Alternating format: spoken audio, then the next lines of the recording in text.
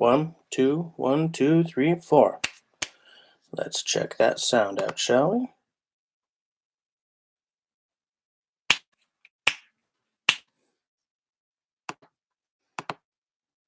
Okay, one more time with feeling. Boom. That's not what we want because that's going to sound like shit. Spoof. How's that? Nothing?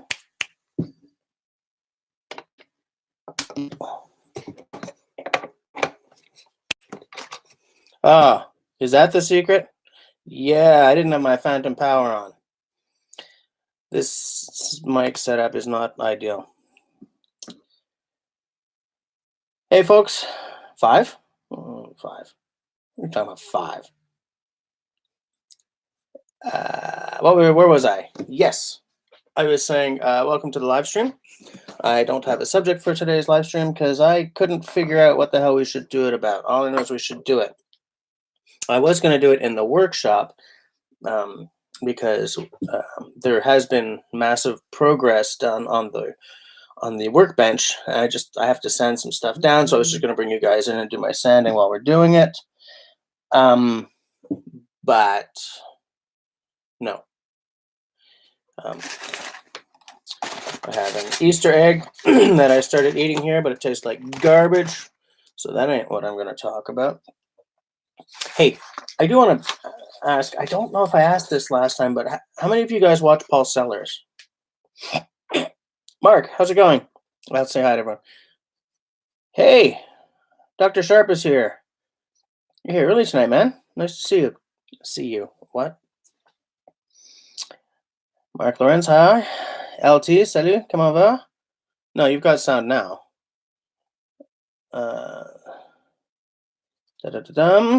Simon, salut. Outdoor Dauber, salut. Just kidding, I mean hi.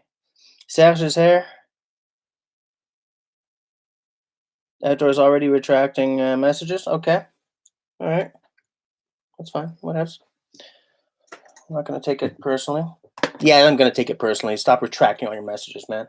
Yeah. So, hey there, Tyler. Oh, man. Wood by right now is starting a live stream about making a blind wedged tenon. Yeah, it's a pretty cool sweater, eh? Anyways, I'm going to hang out with you guys instead of watching that because he leaves his live streams up, which I do not do. I take him down after a week. Paul Sellers is right now building. He's doing a series on building a plywood workbench, which is so much nicer looking than I thought it would be. Well, he's using like Baltic birch. He's not just throwing straight up Home Depot level plywood together. But man, holy crap! I want to build one. I'm going to finish my bench, but as a future project, I want to build one. So I signed up for his blog and I downloaded his plans. It's wow. Now, the one thing about his bench I'm not sure about is he doesn't seem to be putting holes in. I'm guessing it's because holdfasts would start to make those holes pretty ragged because it's ply. So I'm not sure what he's going to be doing for work holding. All right, Outdoor. See you again soon. What you tried to make a practice mute for your what did you try to make it out of? Isn't it just like supposed to be a cork cone or something? Wait, no, you don't play the trumpet. Zach, all hail the ale. I got something. I'm just waiting for people to start showing off their beer. Yeah, Tyler. Sorry, I remember. When I was playing fiddle, I had a mute that you just sort of put onto the bridge. I'm assuming it's the same thing. Outdoor, okay. Outdoor wants to talk about favorite fire making methods tonight. I could do that. Let's see. LT just sent me a picture of his beer. Oh, he's drinking the Blanche du Paradis. Is that Dieu du Ciel? Is that the name of the? Hold on. No, I can't. Oh yeah, it's Dieu something. Blanche du Paradis. I'm not into blanches very much. I like darker beer than that, but I'll be interested to hear what you think about it.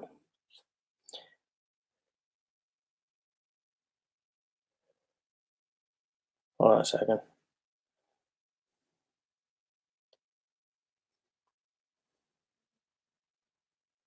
One little second. I'll finish that later. Um, yeah, so it is that thing, Tyler. That thing that Tyler's into the fire pistons. Okay. I've got a couple of fire pistons. I have yet to say that I like that method. I find that it's very gadgety, but I don't find it very easy. Like I keep going pound, and it's like what pound? You know, I mean, I keep saying that I'm all about the flint and steel. It's my favorite. Ferro rod is a pretty close second, mostly because I'm practicing on a lot more as as I'm helping Camille become more adept at fire starting. Like we've honed in on that for her as her first fire making method, and then once she nails that, then we'll move on. LT likes the ferro rod and the feather stick. Yeah, Zach and Simone are taking us to Hollywood land. I see.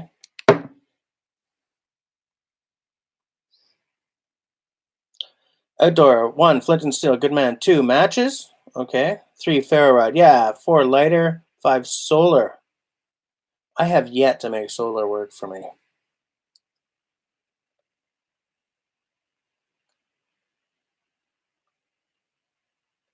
Fire pistons are cool but not reliable in your experience. You see, I kind of feel the same way. Um,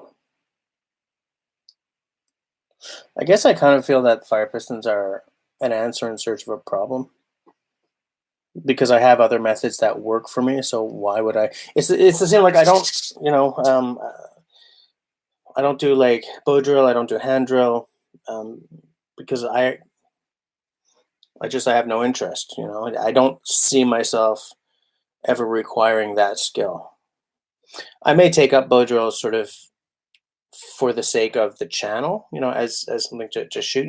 Here's a guy who's never done a bow drill. How hard is it to learn? Okay, wow, it's really hard.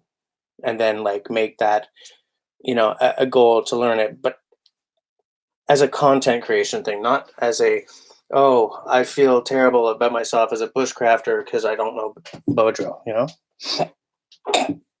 Marks into the ferro rod. Yeah.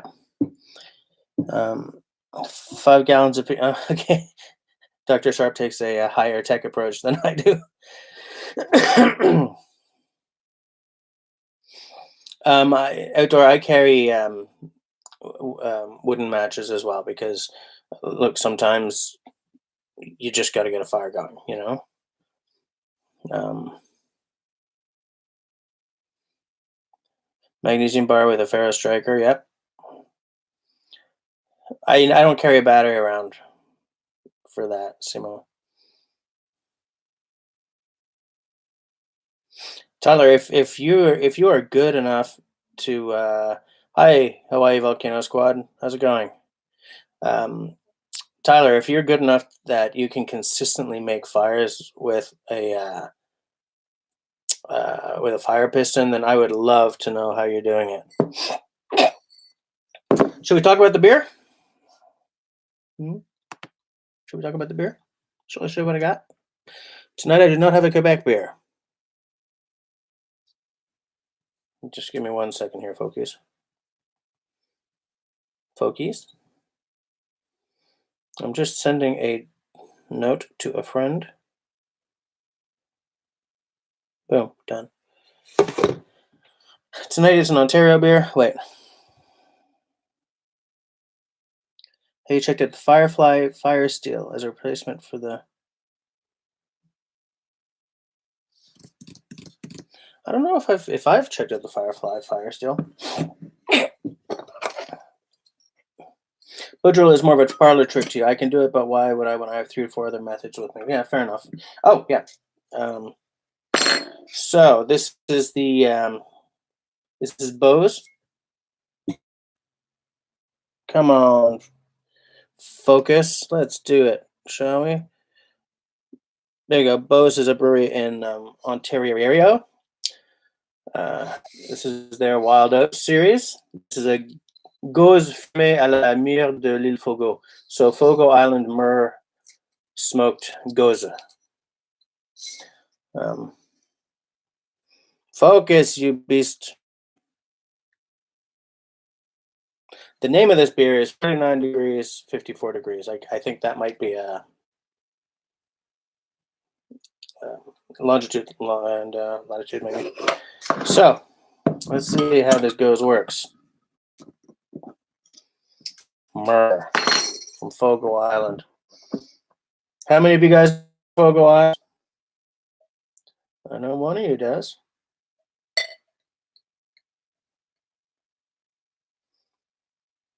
There is going to be a quiz. Well, it gives you a hint. Sure ain't around here. Okay, so that's a lighter color than I usually like. But we're about to find out. Please note, I'm using my Saranac glass.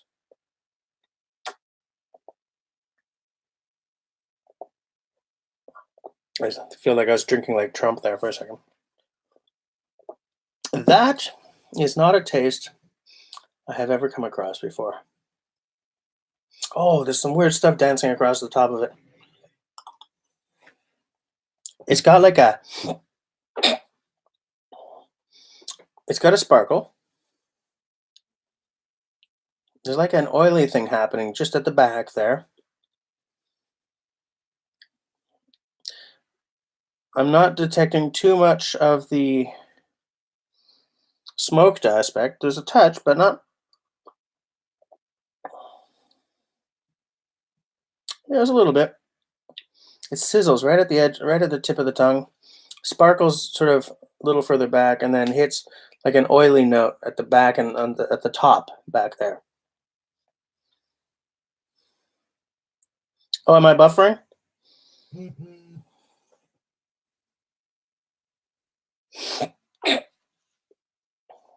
Yeah, it's not bad. Tortoise gear. Oh, is that? Just gonna check that. Oh, I see. Okay, it's a fire starter that slips into your Swiss Army knife. Okay, oh, that's weird. Actually, kind of wish I'd thought of that. Let me see. Tyler also carries wooden matches. Yep, so do I. I think everyone, except I still haven't bought a match case, like a match safe.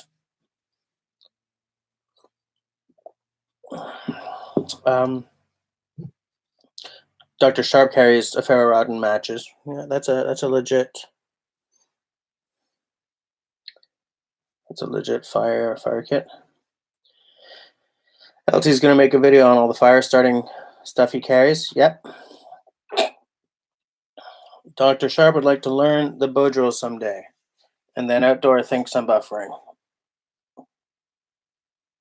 Who else is detecting oh no, Tyler's got a cavity. Ginger beer and cranberry. Okay, fair enough.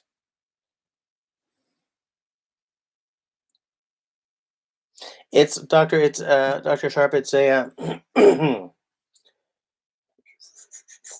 let's see, what's it got? What's it got? Hey, did anyone sound off on where Fogo Island is? Nobody, eh? Jeez, come on, guys. All right, so from Brasserie Bows in Vankleek Hill, Ontario. Ingredients: local spring water.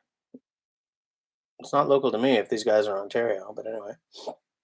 Local spring water, organic barley and wheat malts, Newfoundland partridge berries, organic hops, sea salt, and brewer's yeast. Certified organic by ProCert. Yeah, man. I didn't even know that was organic. I like the fact that they don't splash that all over the bottle. Anyways, it's a good taste. It's like it's interesting. There's a lot going on, and I like that. I respect that. Let me see. Yeah, Zach. Of course. What's Simone showing me from Lee Valley? Am I about to spend some money? Am I about? My boat to spend some money. Oh yeah, yeah. I saw those when I was at the Lee Valley here in Laval, spending many dollars. Guys, I'm just gonna have to mute my bandmates here because they will not stop. Hide alerts. Take that, yet, guys. I'm not dealing with you guys till the weekend, and I'm definitely dealing with them at the weekend. So, because it's St. Patty's slaughter this weekend. Friday we're playing 8 p.m. till 2 a.m. Saturday we're doing our usual 9:30 p.m. to 2 a.m. Then Sunday we're doing 2 to 2, which is actually a shorter week than we usually play, but it's fine. We're all getting too old for this stuff.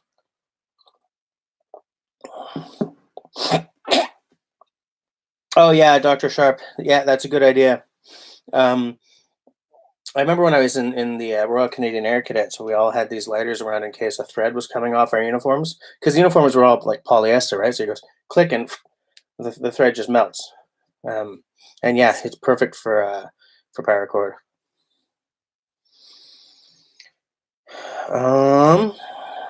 Outdoor Dubber. No, I didn't see the saddle cruiser because I was in the middle of I was solo parenting tonight. So I was feeding a baby, bathing a baby, feeding a baby. Camille was taking a shower, and then we were doing stories. And then I saw the message that it was too late; it had already been sold anyway. So I was like, "Don't look, just don't look," But I'm gonna look anyway because I like pain. Um, Hawaii vote, yeah, and Guinness all weekend, absolutely, absolutely. No, Tyler, I don't play the fiddle. We have a fiddler. I play the bass guitar. Um, he was classically trained, but then he decided he didn't like playing the violin anymore. And then he took up the fiddle like 7 years later when he was living with me. And he said that he had to unlearn the vast majority of the classical training to become an organic sounding fiddler, to not be like, you know. Um, but I did play the fiddle for a while, but I learned specifically fiddle. I didn't go and learn classical at all. I was taking lessons from there's an Irish music school here called Shimsa. Um, I was taking fiddle lessons there. Jesus H. Murphy, I've got baby puke on this shirt, like every other shirt I own. Christ on a biscuit. Uh, hey, Craig's here. How's it going?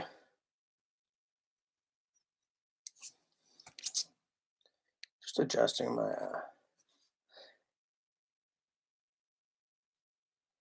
Um, Zach, you like bread as well.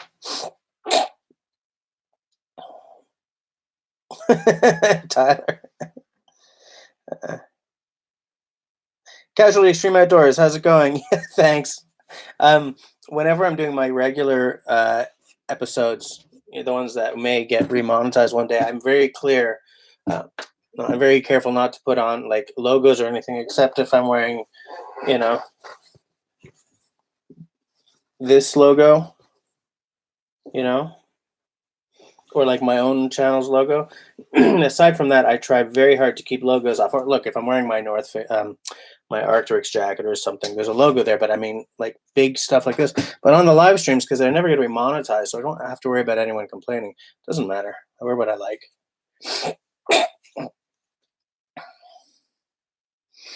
Outdoor man, there's a lot of stringed instruments without frets. They're a lot easier to make, that's for sure, because you have to be really exact when measuring out frets. I used to have a fretless bass. I would like to have one again because I love the sound, but I would want one with lines on it. So, because fretless, I'm not good enough to just play an unmarked board, Same with, this, you know. Um,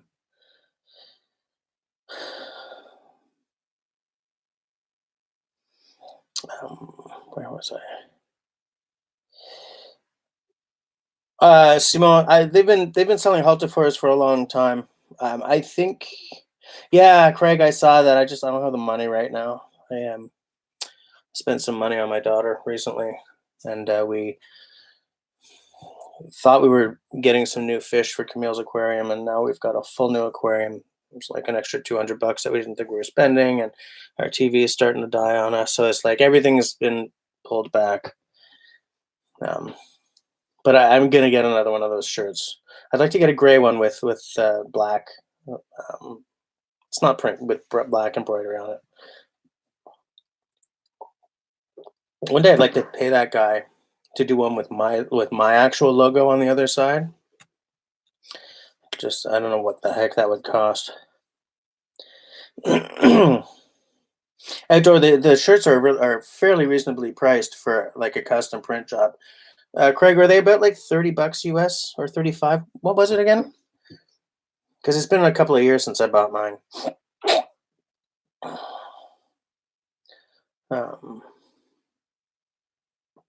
But yeah, Lee Valley's been cranking out the halted force for a long time. I think they just the thing about transfers is they're so often back ordered that you have to have another option. In fact, while I was there, like half of their transfers choices were back ordered. You know.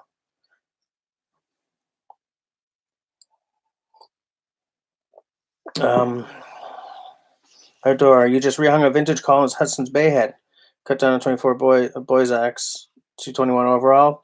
Oh, for carrying on that new bag ears. Okay, Zach, I almost bought that patch, but patch was $9. The shipping was like 12. You know, or what was it? I remember when I did sort of the exchange and everything. It was just no, I can't do it. But I wanted the new California Republic one. Uh,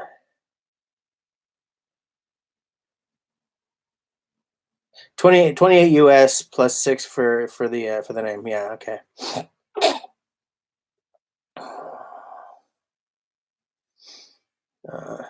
Yeah, Simo, I saw that they discounted that knife. I mean, I'm not in the market for a new knife right now. You know, I've got a multi-tool somewhere.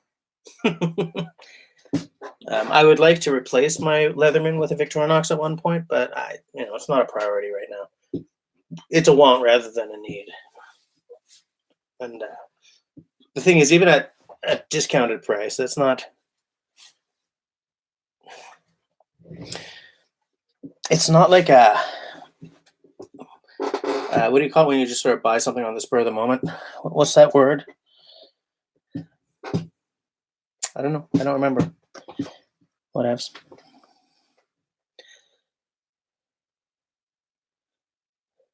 Oh, you actually bought a patch room.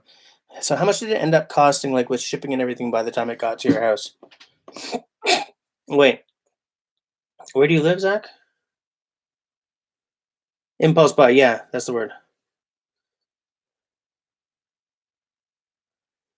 Yeah, spur of the moment impulse. Yeah, that's the word I was looking for. I was like, you know, at a loss, without a loss. I was about to say something unbelievably funny, but I can't remember what it was. Oh well. Outdoors, knife and axed out right now, but give me a couple hours. Yeah, I feel the same. All right, Dr. Sharp. See you next week. Or if you can get back in later, that'd be great. But yeah, I'm kind of with you, Outdoor. I'm a little geared out right now. I'm trying to think of if I'm going to spend money on gear, where it should go, aside from like new axes. You know, axe junkies. Craig, I think aren't you American? I'm willing to bet that your last name might be French, but okay, Zach. So yeah, you're up here. I was trying to figure out how much did it cost once the patch got to you, Craig. You're asking me a trick question, aren't you? Wait, where are you from? Are you from a? Oh, do I think in French or English? Sorry, I thought you said, do I think you're French or English? Yeah, I think in both, because like I used to I used to think in English all the time, um, but we live in two languages in this house. So no matter what language I'm speaking, I'm always looking for a word because it's always sort of Serge mélangé là,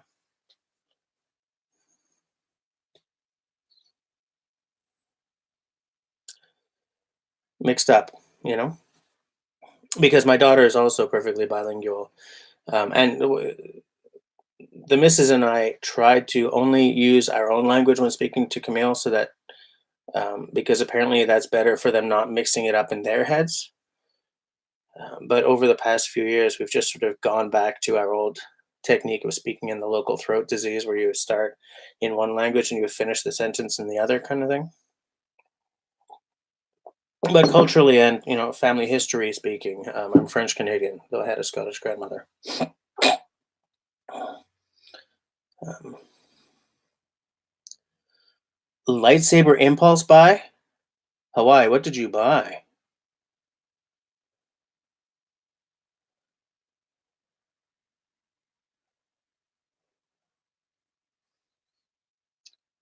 You're a second generation American mutt, Craig. Okay.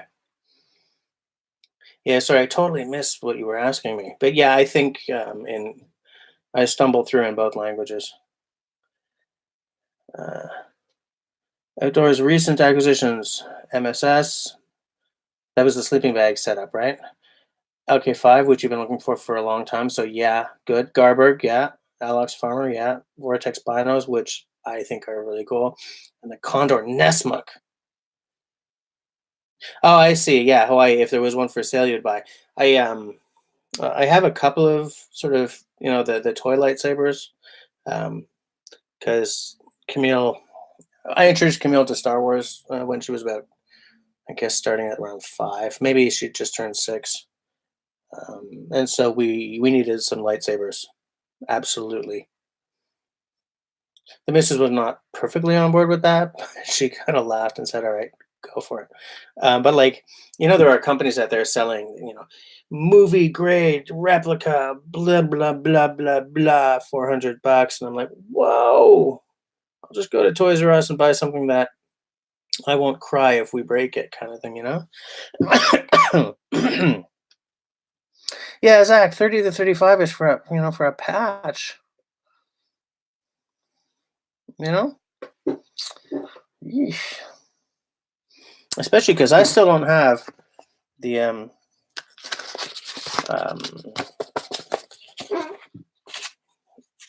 Velcro stuck on my bag. Apparently, I need to find someone who has a sewing machine with a free arm to do that.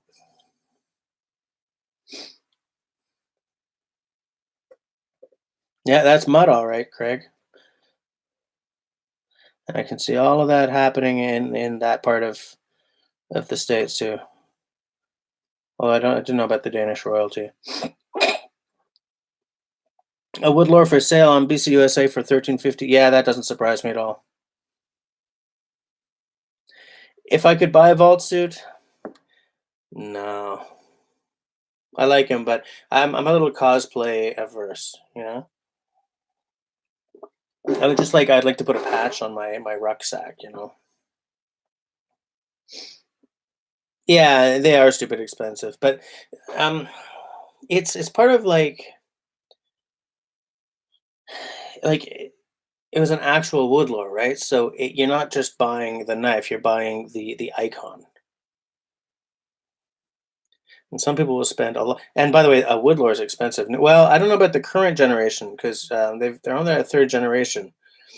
They're the first guy I think couldn't hit the numbers anymore. The second guy I think died, and now they've got another couple. And these ones seem to be a little more affordable. But the woodlore is a very pricey knife. Like if I was gonna buy a woodlore, I wouldn't buy the original one because I just no way. I would get if Sandy Jack was still making custom, well, personalized. I would go to him.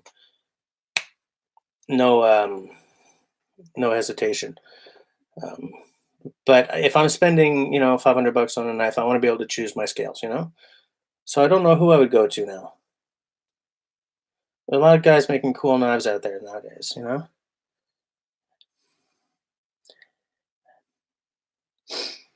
Axe junkies. Wisconsin raised. I used to know a girl who'd spent some time in Wisconsin as a little girl.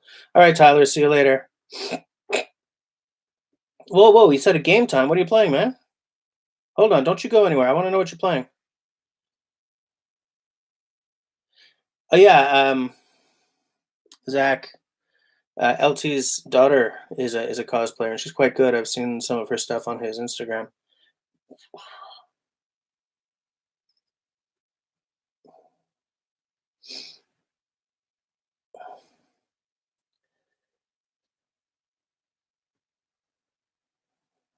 Serge says, "Is he the only one who lost the signal? Did I buffer again?"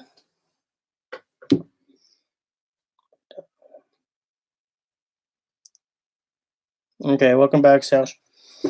And last knife impulse buy was a Dawson camp knife with a Sand Viper Cerakote camo pattern.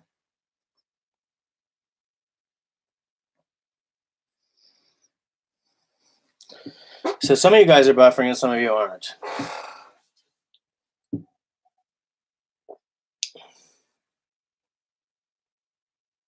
It's a good beer. There's something almost kind of herbal going on it. Like I think that's the partridge berries, the Newfoundland partridge berries. It's good. It's very good. I bought two just in case this one sucked. I would have cracked out the other one. I forgot to tell you guys all the rest of the stuff. So what do we got here? It's it's 6.7%. So outside Quebec, that's called a strong beer. In Quebec, strong beer is like 9 to 11%. It's like, and this is 600 mils. Oh, focus, you rat. Whatever. I'm trying, guys, but sales had a catastrophic error message. Okay, that's not a good sign.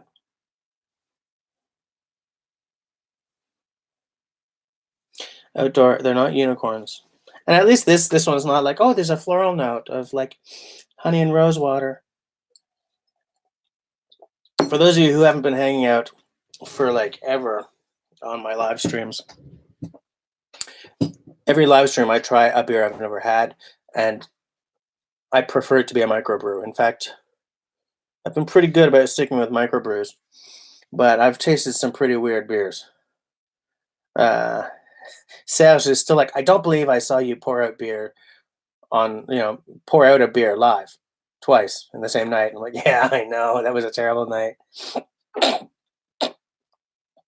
Have I watched some AVE lately? AVE. Apples versus eggs? AVE. I know I'm going to feel stupid once this becomes clear. Dutch Bushcraft knives, RGBK, AVE. Somebody tell me what he's talking about. Have I watched any AVE lately? I just don't know. This is going to be something that we've talked about before and that I watch all the time. I know it.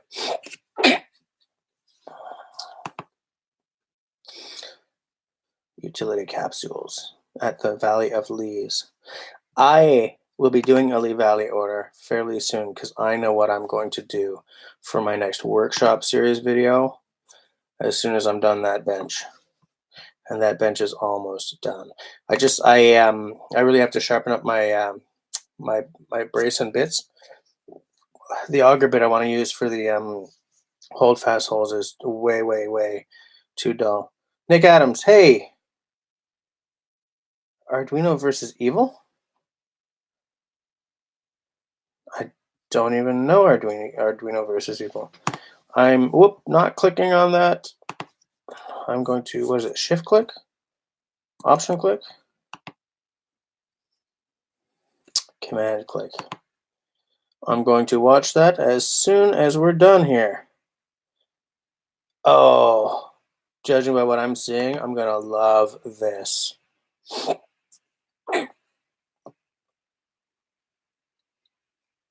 Oh, this is okay. I'm gonna watch all of this as soon as we're done.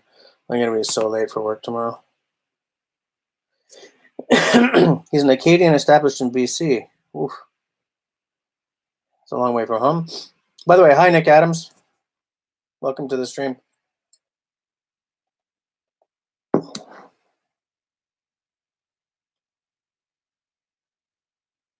That's not enough exclamation points. Okay, fair enough. um,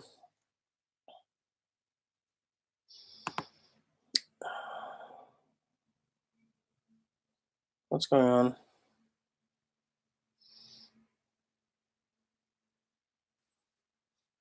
Sorry. For our gigs this weekend, the fiddler lives in Calgary, but he's in Ottawa right now, and I think a Boeing 737 went down recently. So some countries are grounding them, and Canada hasn't. But apparently, the pilots around here have been complaining about them for months. So um, the guitarist is supposed to be flying into town on one on Monday because he's in somewhere for business. It's, what? All right, outdoor. See you soon. What was I about to say? Mm.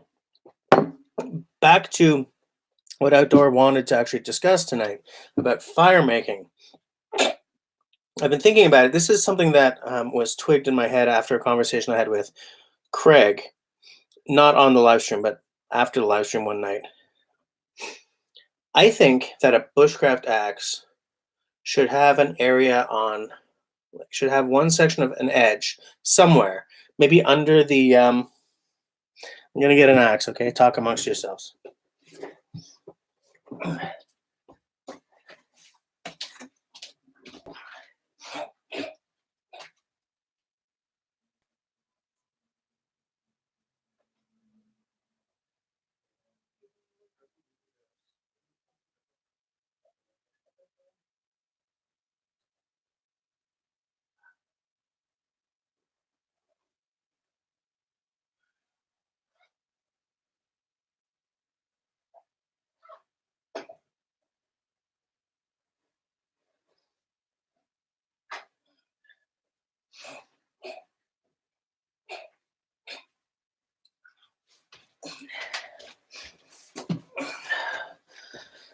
See, outdoors not here, so I know that nobody's keeping track of how often I walk off screen. Okay.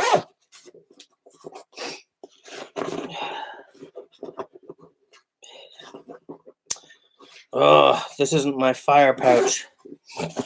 Oh well. What I wanted to say was, every axe, every like bushcraft specific axe, I'm thinking like right here, you should be able to strike a ferro rod off it. It should all just do that. That should be like your basic. Maybe here, maybe I don't know. Maybe stick a ring into this or something. But I just think that right there, a hardened like a 90-degree angle, just they should all come with that. I think that would be. Well, the thing is,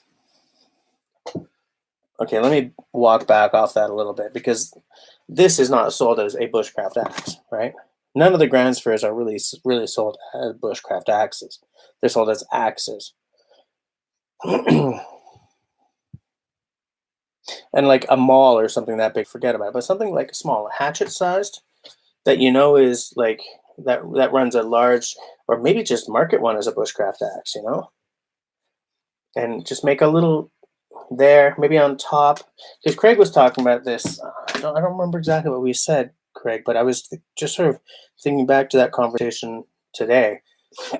Or just maybe a spot right there. I think right there, because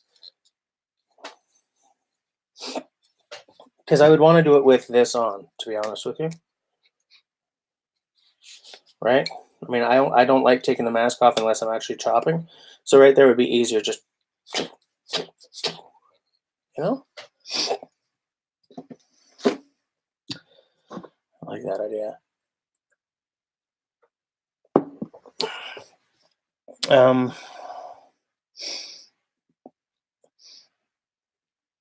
Simone's talking about the Riskies again. There's no theme song to Jeopardy going on in this background. Tip the axe upside down, use the spine. Would it work?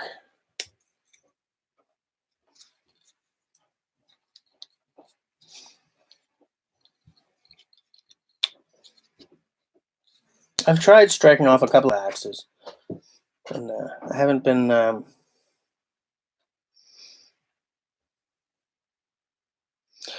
Okay, so the wood crafts, you would do it off the top. Then you're saying. Then I'd have to take the mask off, like right there, kind of thing. I'm just gonna have to make an axe and design a mask and make a mask and everything and make it perfect, and then, just found a company to sell them. That's what I'm gonna have to do. I'm just gonna have to do it. Nothing to be said.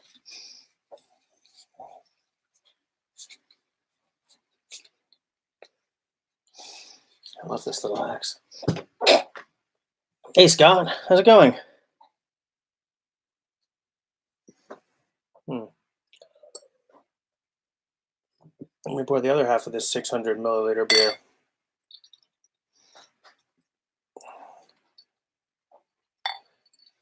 I hadn't noticed that it was a quote strong beer unquote when I bought it. I don't like having anything that's more than like 5.5% during the live streams.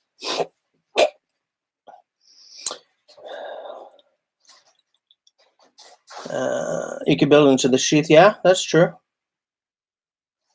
Yep. You can build it into the sheath. Hey, Simon, be nice. Oh, they're still talking. They're still talking about these planes.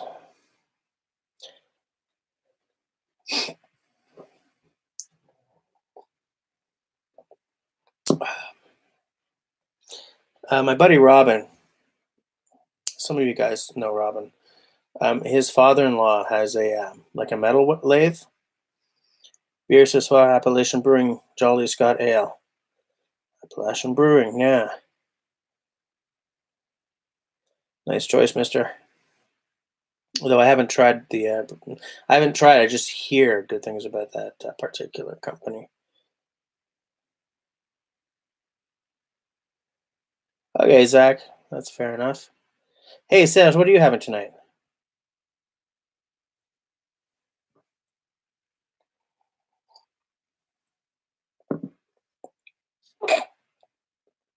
Uh-oh, a Reddit thread.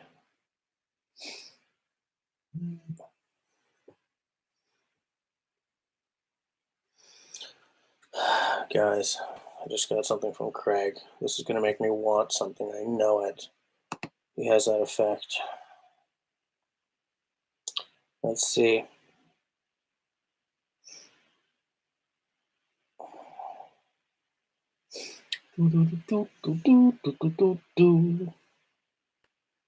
Oh, it's a video. Okay, I'll watch it later. This is okay.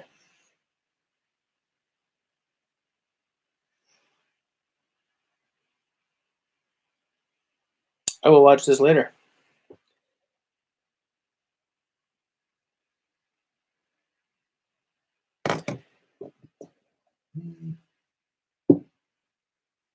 I will take a look at that.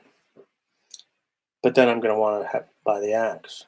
I haven't yet decided which council is going to be my first axe. I kind of want it to be that camp carver. I still like that saddle cruiser, but I think that I got to really decide which one is going to be my first, because it's going to be a big event when I finally get it, and I think it's going to be the camp carver. I looked at, man, I keep looking at all the more expensive ones. and like I'll have a decision. I'm like, yeah, that's what I'm getting, and then and then I kind of want like that the affordable boys axe, like for for teaching Camille with, you know, um, and then I'm like, then I want the saddle cruiser, and then I'm like, oh yeah, but the camp carver, and then oh, there's the pack axe was the Woodcraft pack axe. I'm like, oh, at some point I'm just gonna have to, just buy one, just decide buy it before I change my mind again, and then you know sit there on my hands until it was it on pins and needles. Is that what you say on your hand? What is it? When you can't wait for something to arrive.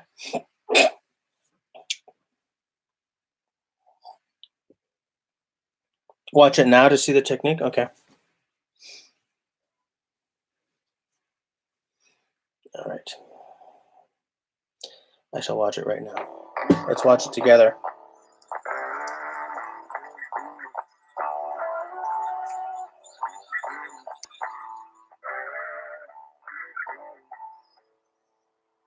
There's Mr. Craig.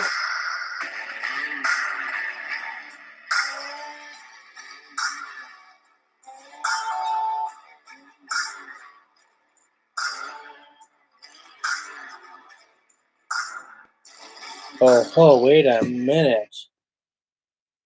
Oh, I can't go back? That is the camp carver, isn't it?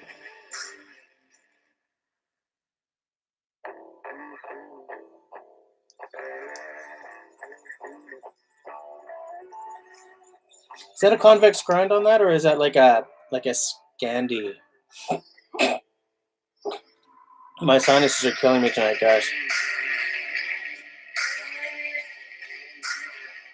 I, by the way, have never thrown an axe. I know Simone has.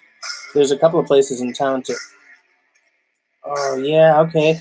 So what you do is you hold it down and scratch off the back. Interesting. Okay.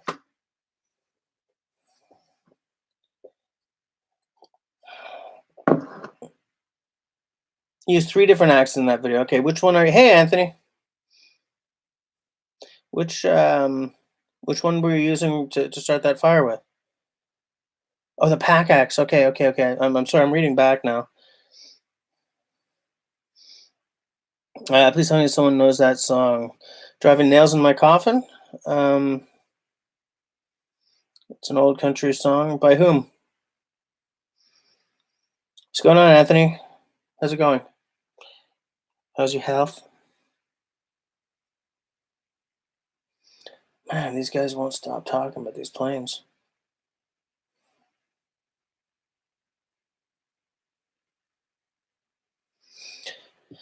Anyway.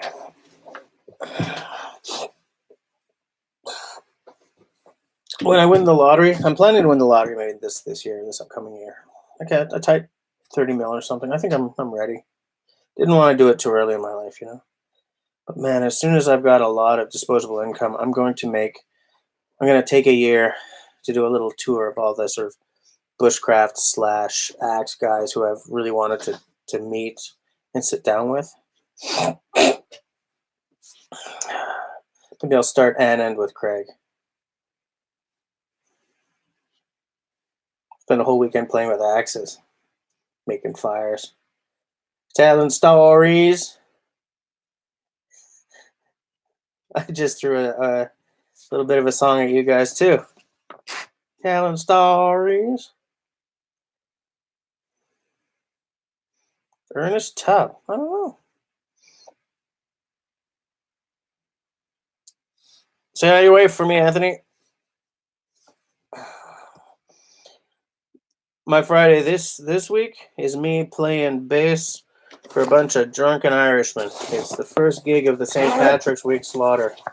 It's going to be crazy. Oh, that's where my diamond plates went.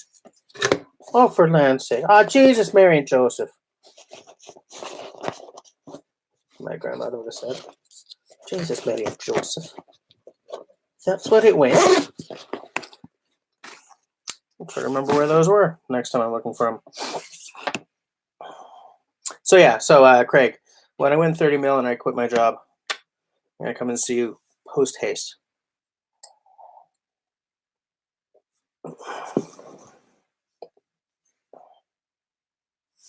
That's a good point, Zach. They're just Irishmen and Scotsmen too, because in Montreal, St. Patrick's is a pan-Celtic event. Some Cornish, some Welsh, some Scots, some Irish, even a couple of Manx, even the Breton show up on occasion, waving a flag or two. Yeah, man. Fridays are crazy each and every single week. Outages, yeah. Simone, check it out. Where did I get a Cyanide pint glass? My buddy Robin used to travel for work, and he made a point of wherever the hell he went, finding what he heard was one of the better microbrews or brew pubs or whatever, and he would bring me home a glass. And he took one look at this pint glass and he said, "Oh Jesus, Jesse's gonna like that one." And it's my favorite of the microbrew glasses that he brought back. And I would like to actually visit and try their suds one day. That's true, Anthony. 30 mil, even 30 mil Canadian, I could do some damage, eh? And then I buy some axes and their Black Forest beer is awesome. You're the second person to tell me that, Scott. Zach, you found a Celtic Bushcraft channel the other week. What are they called?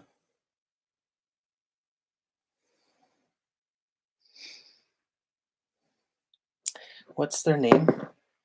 There's one guy I see who keeps sort of talking about how, the Jacobites lived, I guess, or um, how traditional Scotsmen would have lived, carrying their lives in their little sporrans, starting fires. Zach, tell me what this channel was. Excuse me.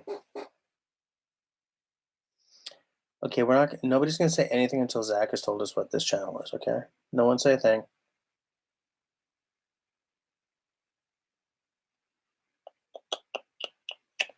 It's not working, is it? It's okay. I know there's a certain amount of lag. Oh yeah, that's the guy I was talking about. He was like, "Oh yeah, traditional Scottish. Yeah. Holy crap." He's pretty cool, actually. I kind of like his channel. And you're right. He's a Celtic Bushcraft channel.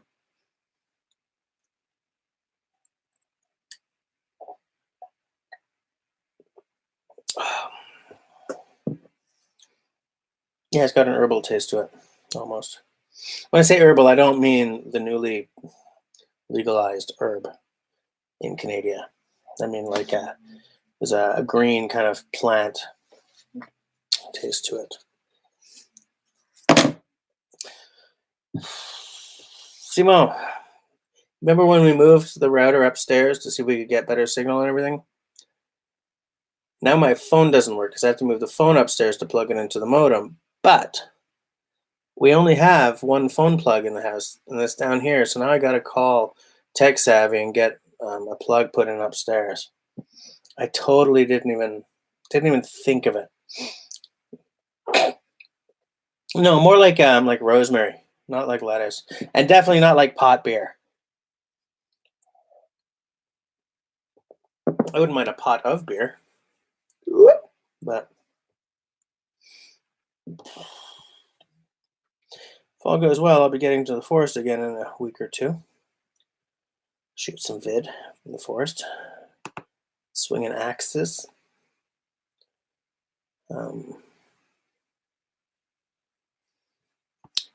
Using knives, telling stories. Do you guys know what song I'm quoting when I say telling stories? Zach might.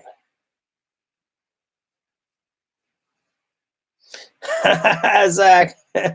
So many spices, so little time. Nice one. When Robin was over helping me almost finish the workbench, I made us a couple of steaks, heavily dosed with the slap your mama. Some of you guys will be interested to know. I was like, "Oh Jesus, Rob, are you okay with the spice?" He's like, "Hell yeah," and it's true. We also work together. It's interesting to work with a guy who you've known for like 36 years. You know, um, but like he has sriracha sauce on everything, so he's okay with the spice. So I slap that mama good. You know what I'm saying? What are the odds you have another beer in the fridge? I hope they're pretty good. Okay, see you soon, Nick. Scott, that was pretty fast. 6-1. I like that. That's good.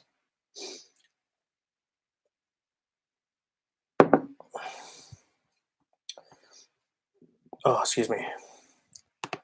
Little belchy action there. I'm watching so many workbench build videos these days. I see, like, I don't know if how many of you guys have built a bench, by the way? How many of, I'm going to start that sentence again. And take two. How many of you guys have a workshop and you've built yourself like a traditional workbench or a non-traditional, but like just not something about a Canadian Tire?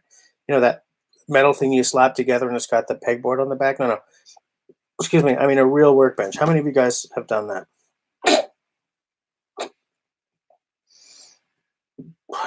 Never tell me the odds. I love it. Zach is on fire tonight.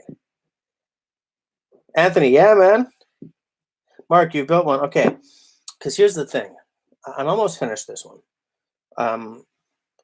Legs are together, stringers and cross, like the whole bottom's together. Even the skirts are on. The mortises are cut into the tops. I just have to put the tops and the what's the English word? It's like a ditch where you put the tools between the tops. The well. I just have to do that and then bore all my hold fast holes, and it's done. And I already want to build another one. And I've heard that I'm not alone in this. That nobody builds one bench. Everyone builds a bench and then builds another one. Is that your experience as well, Mark? Scott, you just built a huge workbench? Like, how huge? Mine's 5 feet because this whole basement is one day going to get gutted and redone, and my garage is one day going to get knocked down and turned into a workshop. Like, it had to be something I could carry, not alone, but like a full 6 or 7 foot workbench. I don't know what size my final workspace is going to be, so I kept it down to 5 feet. Whoa, a 12-foot bench!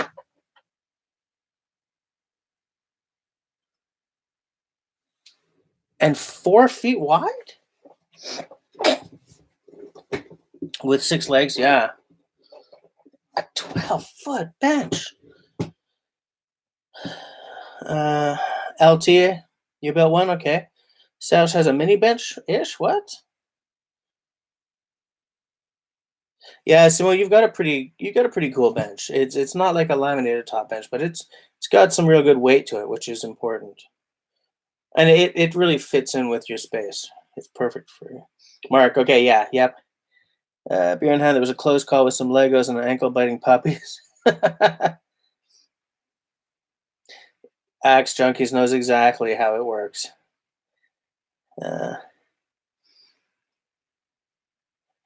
Yingling Black and Tan.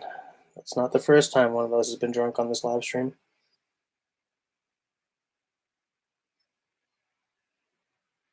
Austin's Corner. I just asked, we talked about several things. First, we talked about beer. Then we talked about our favorite fire starting method. Then we talked about axes, because come on. And right now, I just asked the guys who among us has built a workbench, because I'm practically done mine, and I already want to build at least one more. I would like to build the Paul Sellers plywood bench, now that I've seen him do it with that Baltic birch ply. Um,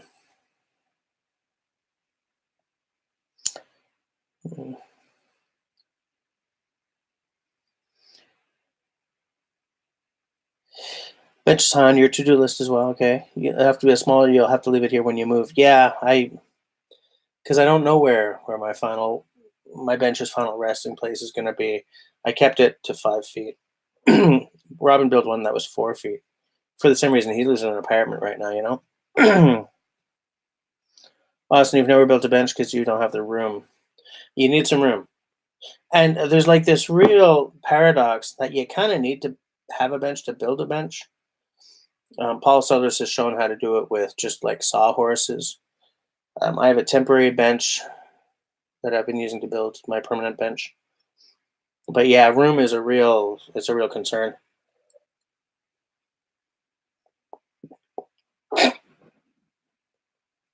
Okay, so you got a workmate and you built some neat additions on. Okay, cool. The the workmate is an unsung hero in my opinion. I've got one here on loan that I've used so often.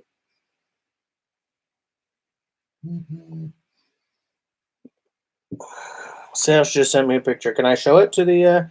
I haven't seen it yet, but is it something I can show to the folks? Oh, I see. Whoa, that is small, dude. You just like put a box on its side. Yeah, it's more like a work podium. Can I show this?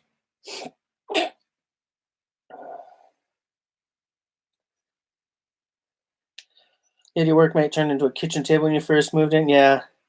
Use a picnic table to build a bench to build picnic table.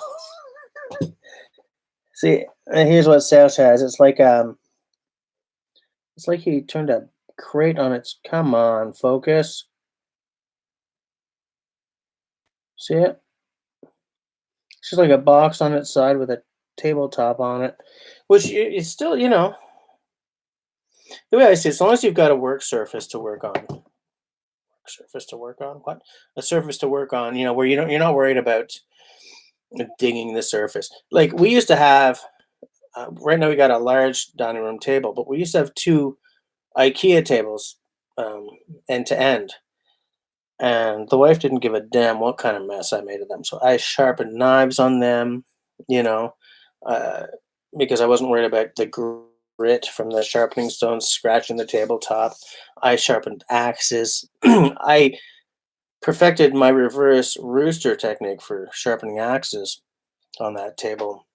Um, I, man, I burnt a hole in it once by accident, um, being an idiot with a ferro rod and some stuff.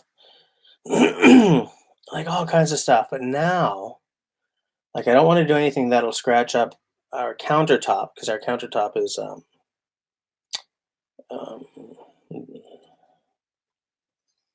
I'm looking for an English word for a kind of stone, and I'm not going to say the French one because I'm tired of asking my friends for granite.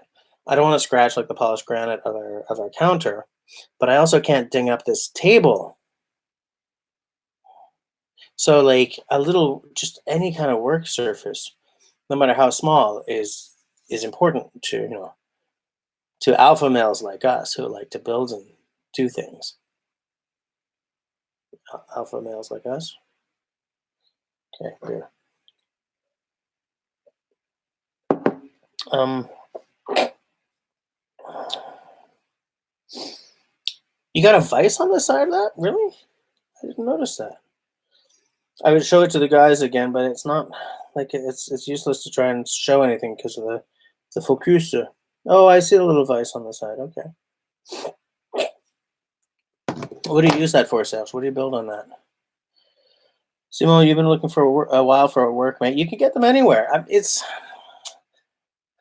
Black and Decker ain't what they used to be, eh? So I kind of feel that's the kind of thing you should be getting off of Craigslist rather than Reno Depot or something. Sure thing, Simo. If you can, you built a huge picnic table, 8 feet long and 2x6s 25 years ago and still use it today. Well, yeah, man, that's cool. Uh, Wait, I'm getting lost. Austin says when he worked at a hardware store in high school, you had a sweet bench. It was covered in a big sheet of 4x8 press board we placed every year or two. There are a lot of people who just throw like a big hunk of ply, like a thick ply top, and just they don't care. They just keep replacing it. That's legit. Your grandfather once made an ottoman out of old 303 ball crates. Really? I would like an old 303, to be honest with you. You don't totally check Craigslist. Yeah, absolutely. You use the word podium for everything. Okay, Sash. Yeah, it's a creative approach when you don't have a lot of room. Because, like I told you, Robin built himself a bench that was like 4 feet long. Any ham radio fans in the group? Are there any? I've never done it.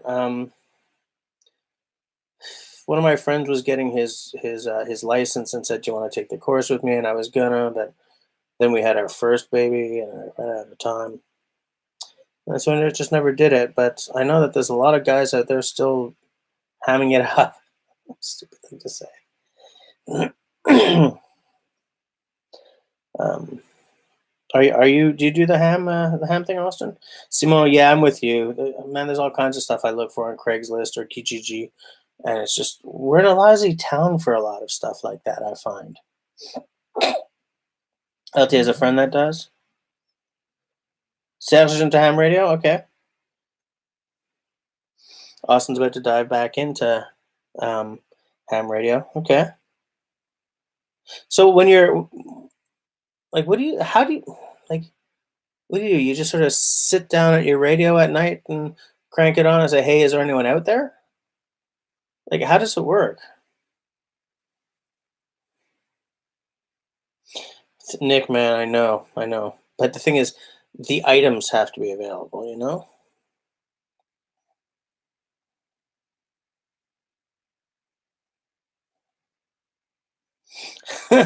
Serge,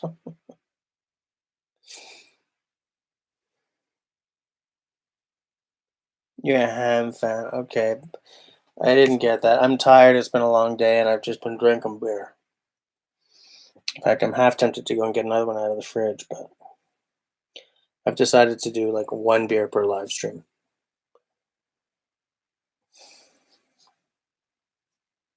I'm also to ham, the meat.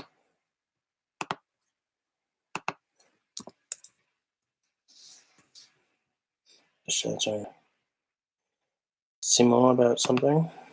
That will have to happen after the Scott likes him some bacon. Gotta respect that. Gotta respect a guy who likes him some bacon. Now, that my beer is unfortunately over. Tea.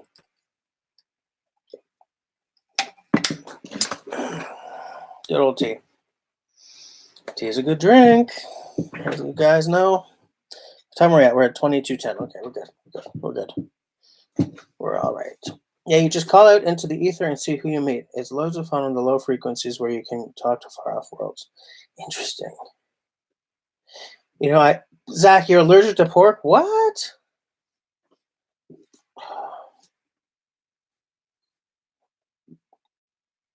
Mama just grilled a ham. I wish I'd thought of that.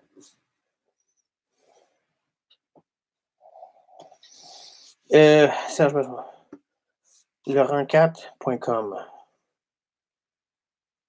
Cochonsansfaçon.com. What are these? Are these like recipe sites? Simon, are you showing oh, it's a boucherie du terroir.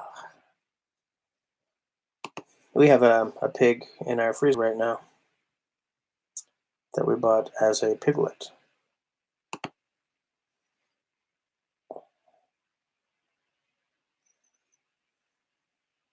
No, Zach, are you really allergic to pork?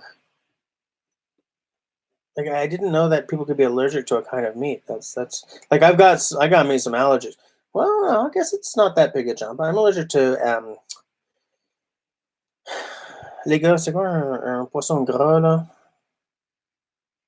Like salmon, trout, stuff like that. All the pink guys, whatever the hell that's called. Poisson, a fatty fish, what? Oily fish, something like that. I can't eat any of those. I have been happy to live in a country with socialized Medicare because of salmon steak, shall we say.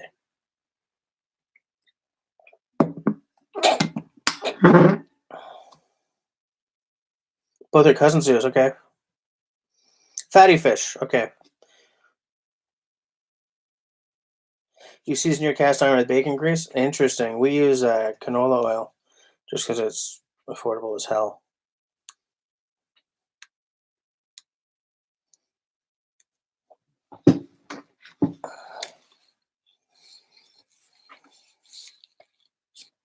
I'm still thinking about ferro rod, off an axe. Hey, Craig, are you still here? Um, I'm thinking about that Yulia Kaltov axe, like because separate to like camp axes and stuff. I'm looking to add I think 2 axes to my carving setup, and I really like what I see about that Kaltov axe, but it's very different than what I'm used to seeing for a carving axe. Have you held one of those yet?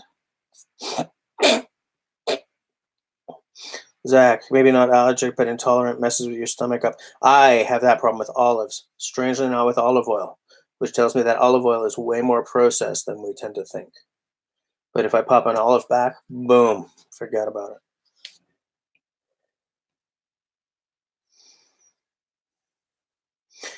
If you're interested in ham world, check out videos on mobile QRP operations. Very low power radios talking at thousands of kilometers. I would, I wonder how much a ham radio even costs. Extra, Craig. Yes, you've held one. What are your thoughts on it? I mean, I know that you're not going to take down an axe maker. I mean, I know that, but like, because I've been looking at that. I've been looking at that Huffman one, the Robin Wood, not the Robin Wood 2, because I don't see the reason for the upcharge. But I've been looking at that Robin Wood because that one is more the carving axe shape that I'm used to. That one I kind of know what I would be getting into. But that Kaltoff and also the Liam Hoffman, his carving axe, but it's a little closer to the Robin Wood. Like those two, I'm like, yeah, no brainer. Take my money now. But the Yulia Kaltoff, it's so different looking for a carving axe to me. Yeah, a light carver. That's what I'm thinking. Like something, because I've got my Swedish, I've got my Gränsfors, the carving axe, and I've got this for carving up to the line. But I want to replace this with something a little more carving axey, like a light carving axe. And all those seem to fit in nicely in there. But like, I don't want to, like, I'm not going to buy the Northman, the Liam Hoffman, and the Yulia Kaltov. Do you know what I'm saying? That's a lot of freaking money. Even just that Northman is a lot of freaking money. Nick, you started doing it because you did it on the cast iron grates of your grill. Okay. Started every season with BLTs to get the reel ready to go. You're my type of guy, man. That's how you start the season.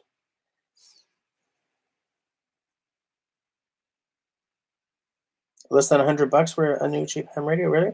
But we need a license, at least here in Canada, don't we?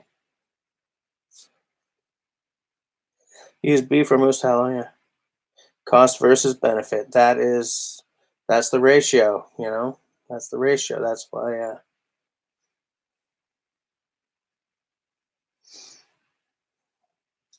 Simo, I agree. I would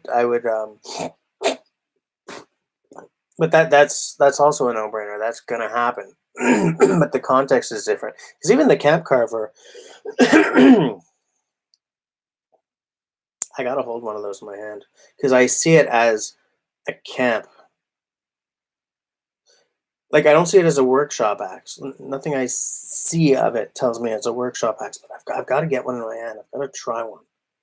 Because I mean that the problem with making your decisions based on photos and YouTube's is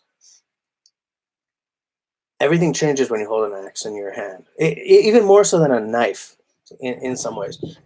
perfect excuse, not perfect excuse. That's not the word I was looking for. Perfect example. Example. Okay, same language, different accent, I guess. Um, Perfect examples. You guys know that really tiny transfers hatchet, the mini hatchet, whatever it's called. I was thinking that that would be a really good one for chopping up to the excuse me, to the line on spoons because it's fairly small. But then I actually went into Lee Valley and they had one there, and I held it in my hand, and it is comically small. It's like it's as light as a kitten, and there's something off with the balance because like I'm used to certain balances. Okay, I'm used to this. The Gransfers, the small forest axe. I know that thing like the back of my hand. But the balance of that is not all that different to say the Scandinavian forest axe or my Walters. Like there's a sort of a thing going on there, and then there's tiny little Gransfers. I mean, tiny little Gransfers. The balance is all off. You know, so I'm like I would never be able to get the control I want with this tiny thing. I mean, unless all I really use it for is slicing or something. And so like I make all these quote decisions unquote based on what I see online. Go to the company's sites, check out some reviews, check out some YouTube's, blah blah blah. But really, you can't make your final decision until you've held everything in your hand, which I can't do with the Northman. I can't do with the Liam Hoffman, and I can't do with the Yulia Kaltov. Part of the reason I would almost spend the money on the Yulia anyway, or maybe the Liam, is I want to support people doing this, people making that decision to start axe making companies in today's world. Like little 1 to 3 person shops, even 8 person shops, like even companies the size of Gransfers or Council, I want to support. The way companies, the size of like Fender guitars, they don't need my money, you know? But it's expensive when you spend at smallish companies. It's not expensive for with no reason. I have no problem with it costing more. But if you make a mistake, it's an expensive mistake. Um, where am I?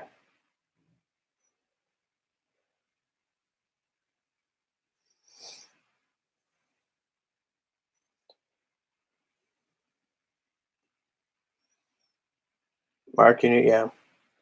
It's a carving axe. You don't feel bad about taking to the woods. Yeah, that's the magic of that axe, in fact. Because like my Swedish carving axe, there's no way that would come to the woods. I'm gonna have to do a follow-up review of that axe now that I've been using it long term.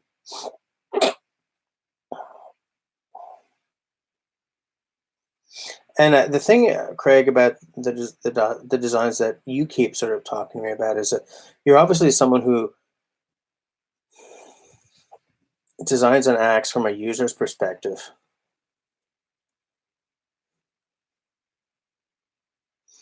in a more fundamental way than some people do. I feel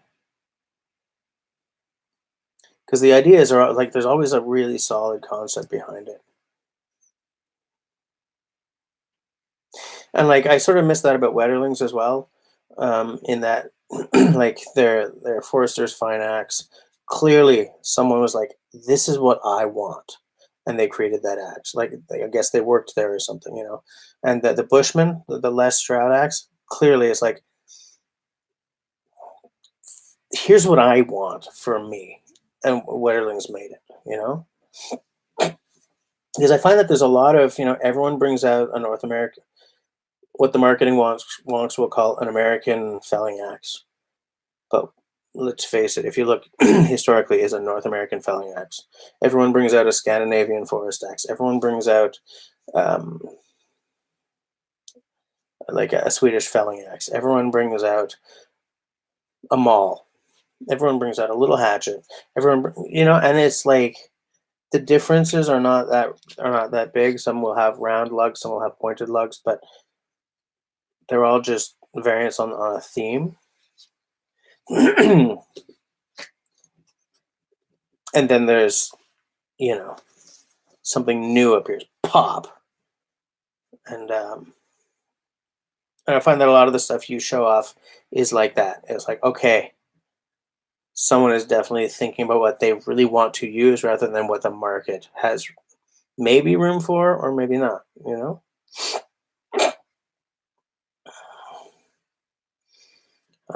Austin, what is that tiny axe you have? This is my buddy hatchet. It's my Wetterling's buddy hatchet. When I bought this, it was not called the buddy hatchet. It was called the hand axe, the small hand axe. But then it became known as the buddy hatchet. Okay. But anyways, it's a 10-inch handle. And interestingly, this is what I'm talking about. They've got one. Gransfors has one that's the same size, but with the Gransfors head shape, but same damn thing. I think Haltz has one, or Halterfors, or Haltzbrooks, depending on what side of the border you're on.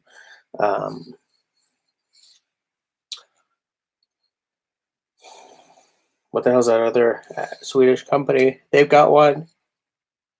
Hell, even Fiskars has one. I like the Wetterling's magic. I like having an old Wetterling's. I like the fact that it's got the old Affaire, the old stamp on it. When I did my video on this is my first nice axe, you know. This axe has gone far and wide with me now. This one, it's small. It's almost comically small, but this axe, you know, punches way above its weight. I really love this axe. This was the axe that I bought when I decided bushcraft instead of just camping, like car camping. It was the only like serious axe I could afford. It was just under it was under $100 back then. Anyways, that's the Wetterling's buddy hatchet. Oh, and Simone just told you. Canadian jackalope. Hello. Hey. Canadian jackalope. Nice to see you. Welcome to the live stream. Yes, I would support Canadian makers. In fact, I fairly often do. Both of my buck saws currently are Canadian makers. One is Agua Canyon, and one is a Maple Made buck saw, which is a one-man shop, which is magic to a guy like me.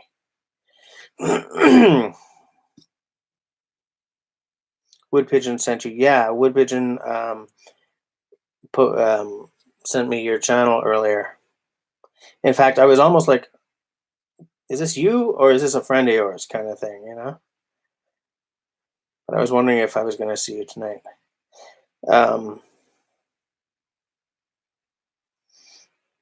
Craig, all tough and no fluff.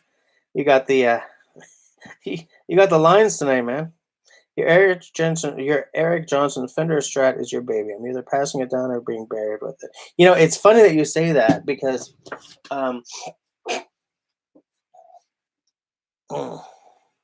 one second.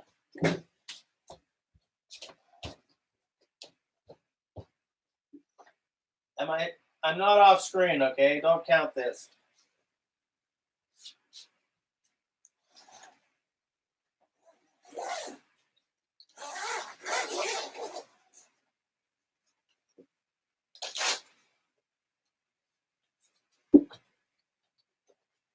In musical parlance, this is known as an axe, by the way.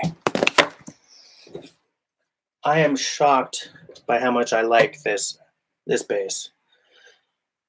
I spent my entire life being like, I'm not buying a Fender. Everyone buys a Fender. I'm unique. And I have a very unique bass over there. But the reason I bought this was because when we did our album back in 2010, there were like 2 songs that I would have loved the Fender P bass, the Fender Precision bass sound for. And at that point, I was playing a Lakeland. That got me almost everything, but didn't quite get this sound. So I went to the store and I bought this. And I was like, oh, I'm going to buy a Fender. But man, I can't believe how much I like this damn thing. And the Fender P bass, it's a blunt instrument. Okay, it's not about nuance or any of that stuff. It's a very um, it's an iconic sound. It's an iconic bass. If any of you guys listen to Motown, it's all Fender P bass. Um, a lot of like it was the sound of the '60s. That's for sure. This is my more unique axe. This is my Sadowski, which I had to go to New York City to pick the wood and everything for. This man, this is as light as a kitten. This is under 8 pounds. No, this is just over 8 pounds. And this is a mammoth ivory nut. This bass, when I bought it for my 40th birthday, was the most expensive thing I'd ever bought. Now, that means two things. A, this was a very pricey bass, but B, I hadn't really bought a whole lot of really expensive things yet. I didn't have this house yet. I didn't own a car yet. But yeah, so that's my two axes. I'm down to two bass guitars. I used to have like 4 or 5, but I've been honing my stuff down. I don't, this summer I'm going to Alberta to play a festival gig and stuff, but we don't play professional enough for me to have like 5 basses. So I toned it down to the 2 that I just couldn't live without. And I was shocked that Fender is one of the ones, because it's the opposite of that other bass. The Sadowski is an 8-man shop in Queens. They used to be in Brooklyn, but now they're in Queens, and you pay for that. But as I said, I don't mind paying for that.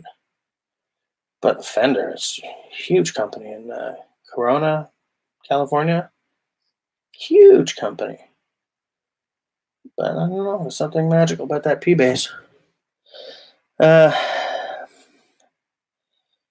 me, if the axe works and does what it's supposed to do, it doesn't matter to you. Okay, fair enough. Earlier when someone was asking, I almost said it was a GF. I'm glad I didn't speak up.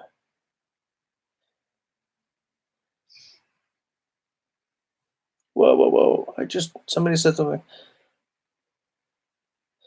You listen to the chatter for the last 6 years, 10,000 hours of listening and reading to what people are looking for and what they like. Yeah, and that's legit, What a night to think in 2 languages. Yeah, true. Zach had to reload as well. So did Mark.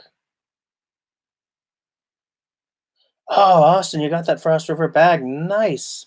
So is it what you were hoping? Does it live up to the hype? I would love to get that Il Royale Junior. Probably it's expensive though. Got a harmonica, small and easy to carry in the bush. That's true. You're not going to be bringing a bass in the bush.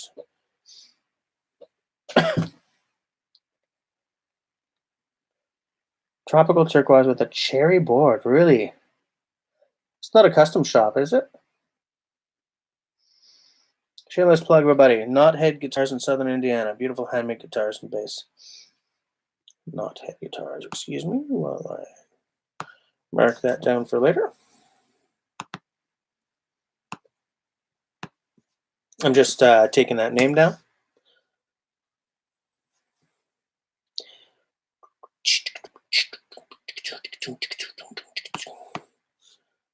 Knothead Guitars in the Book of Faces.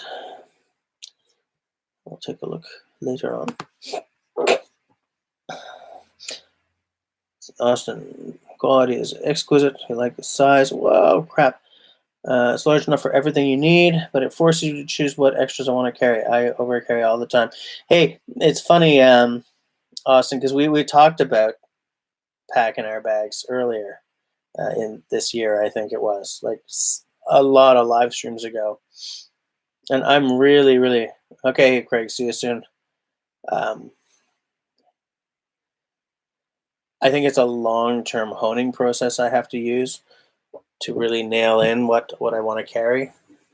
Because ever since I did my my video on like what I packed my bag for that day, I've been rethinking some of it, and I've already trimmed some of it, but I'll have to do another video like at the end of the season, Canadian Jackalop's wife plays a uke. Zach says it's one of Johnson's exclusives. I'll take a look at the Fender site later. See what it's all about. Does she play an expensive uke or just like an affordable uke? Like, does she play a lot? There are people playing the uke right now that are making bank off of that instrument. Shockingly, the uke is undergoing a massive resurgence right now.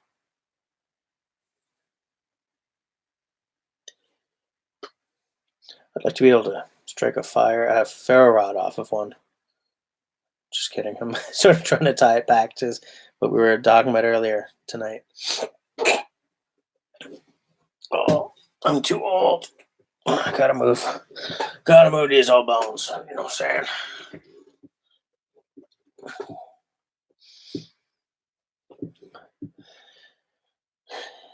Hey, Robin, I was talking about you a while ago. We were talking about the benches of work, and I was saying how I had built we were building me a 5-footer because I'm not sure where it's going to live because this whole basement is going to be gutted at some point. And I was saying how because you live in an apartment, you did the 4-foot thing because, for ease of movement. Because Serge was showing off that he's got like a little, kind of like a pedestal. His bench is about yay big.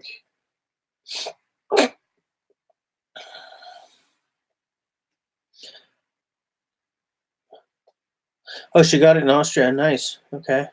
Zach, and also, yeah, the uke is ever, but some of these, let's start that again. Some of these people playing that uke are really good at it. Some, not so much, but Austin. Big bags like the Il Royale, too damn big. Yeah, that's why I couldn't buy the full-sized Il Royale, and I don't, because again, I have the same problem with that as I have with all these fancy carving axes. I have to see one. I have to sort of try it on before I really know what I'm talking about. So I was thinking about like the junior, and there's an even smaller one, like a day pack sized. I know from photos and from what everyone says that the full-size Il Royale would dwarf me practically. It's just way too big for a guy like me. But one of those smaller ones would probably be the way I would go if I was to get one.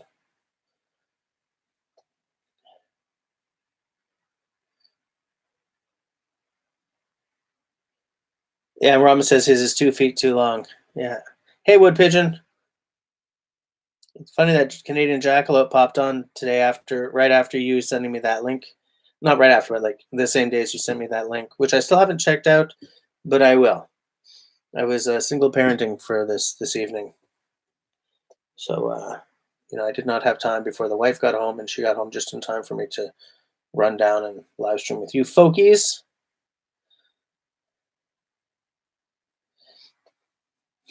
Zach. So yeah, Serge Robin is saying that he would like to um, build a smaller workbench, and he's got a pretty cool design in mind.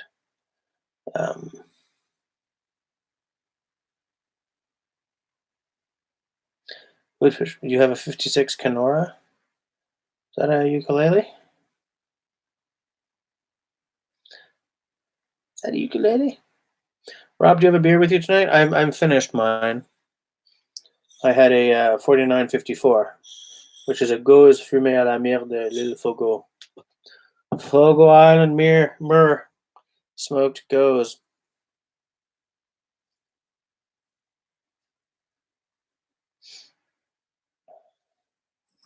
Having tea right now.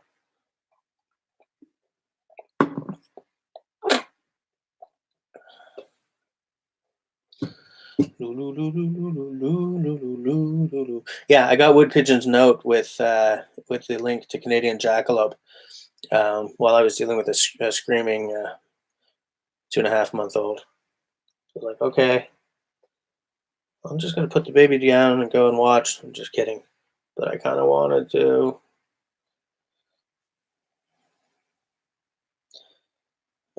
Friendlies need to head towards bed. All right, Austin. See you night. See you night. What? What does that even mean? Have a good night, and I'll see you next week. Acoustic guitar. Okay. Sun is back below the art arm. Okay, Robin. Okay. Uh-oh. What's this Reddit thread? Let's take a look. How is this coming from a Reddit thread? Oh, wow, okay. Hazard fraught tools.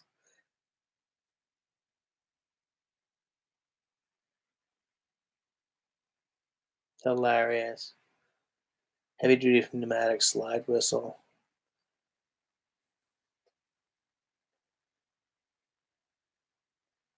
16-inch manual chain. Nice. Okay.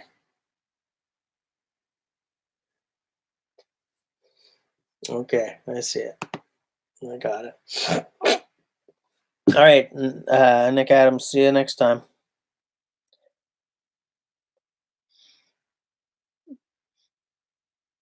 Oh, Canadian jackalope. I'm 46, and we have a 2.5-month-old and a 7-year-old who is fabulous. The dreidel, dreidel, dreidel. I made you out of clay. Nick Adams. Make sure you come back next time. It was good having you around. You brought a lot to the conversation.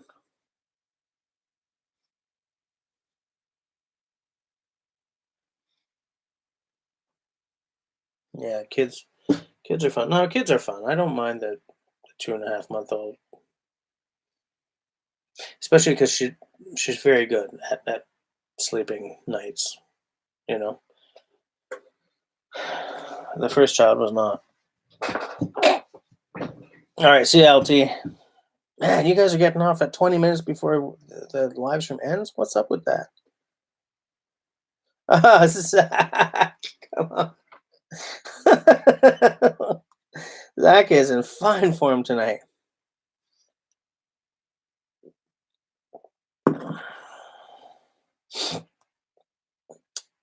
Simon, is LT back in? Is he still in Montreal, or is he back home now? Dreidel, dreidel, dreidel, I made you out of clay.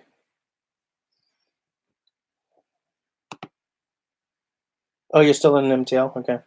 I thought you were already gone. All right. Have a good sleep, LT.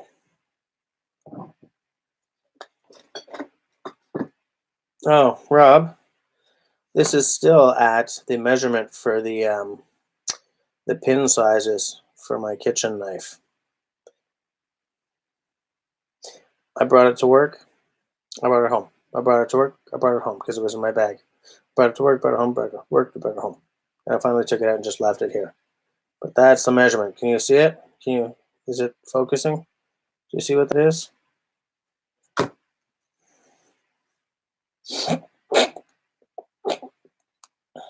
Kids don't sleep. Teenagers are. I'm afraid of the teenagehood. Especially I've got 2 daughters. I don't know what I'm gonna do, man. Anthony, what did you miss? Oh, all kinds of stuff. Kinds of stuff. Sorry, I read your question, and then as I was answering you, I looked at Robin's statement.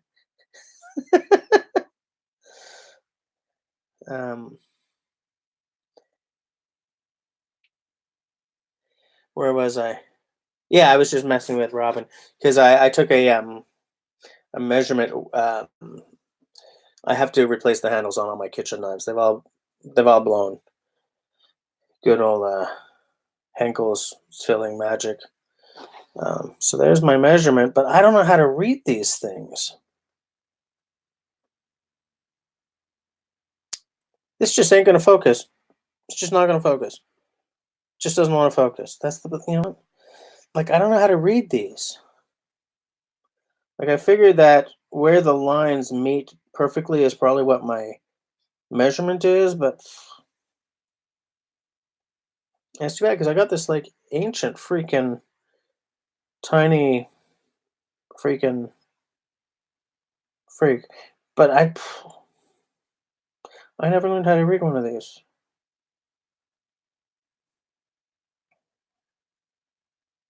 You know, like my dad was a carpenter and everything, but they never used these. They use a tape. I know how to read a tape. But yeah, Anthony was close it and figure out where 0 is. Well, that good buddy. That's the easy thing right there. Boom, boom, baby. Okay, so where's my 0? Well, first line on the 0. But now I don't know how big the pin on my knife is. What a great idea, Robin. Tea is a good drink. Oh, it's imperial. This is ancient, man. This is inches. It's inches. There are no centimeters anywhere on it. Robin's got an interesting one. It's inches on one side, centimeters on the other, so we don't know how to read that one at all.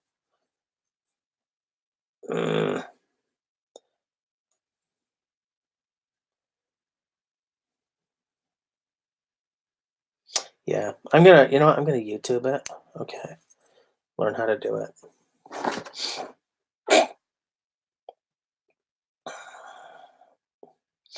Walk upstairs will be good. Funny boy.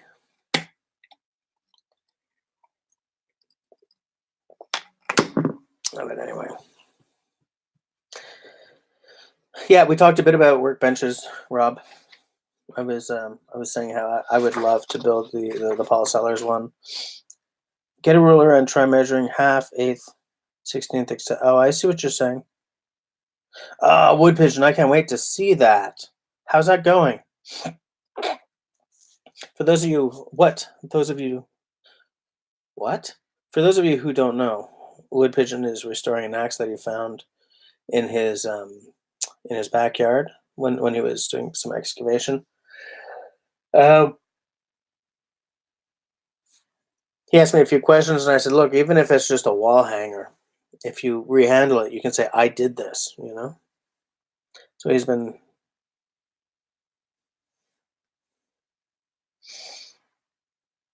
It isn't Whitworth. I didn't get that one. Damn it. Zach, damn it. I'm not smart enough for you tonight. There's like a maker's mark on this thing, but I don't know what it is because it's all like, oh no, it just says inch. Inch. It's not going to focus. Why would it focus? Oh my god, it focused. Up, there it goes. Inch. I do like using old tools, but having to learn inches and feet is a drag.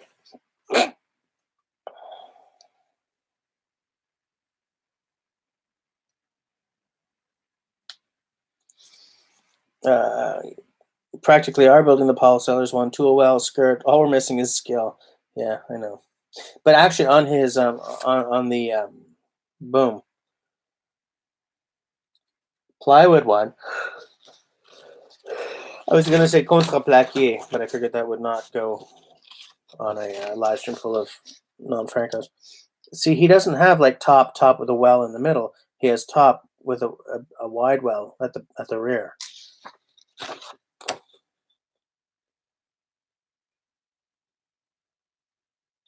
Yeah, I watched episode 2 of his plywood bench build today, and I was just like, oh, I can't believe how nice it looks. It's Baltic birch though; it's not just straight up, ply.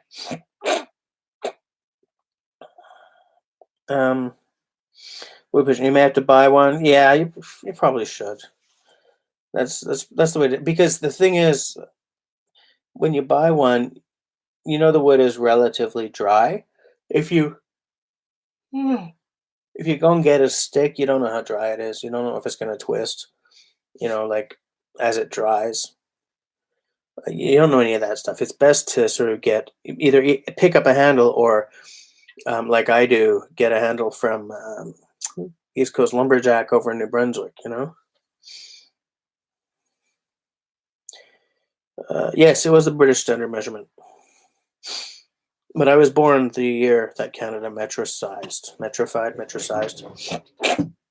And if it hadn't been for Mulroney, who stopped the process, everything would be metric instead of fudge. That was painful. Yeah, and Robin, like when we made that table, when you mentioned Baltic, for those of you who don't know, I made a table for the new aquarium, out of two hunks of like 2x9, 2x8, 2x8, 2x9. Shut up. Way oversized. I had messed up um, the aquarium's height for its width, so the table was just way too big. So Robin said, "I'm going to Loungefan 4A. You want me to get you some Baltic birch?" And I'd been looking for an excuse to try working with Baltic birch ply forever. Because the magic about Baltic birch is it's not like normal birch. You don't cover up the edge. You show off the edge. That's part of the object of using Baltic birch. So I was like, yeah, I'm finally going to get to use this stuff. And man, now I want to use it for everything. The edge just looks so good. And it's a really strong plywood. It's really, it's hefty stuff. It's like the alpha male of the plywood world, you know? The area was going was full of skids. Yeah.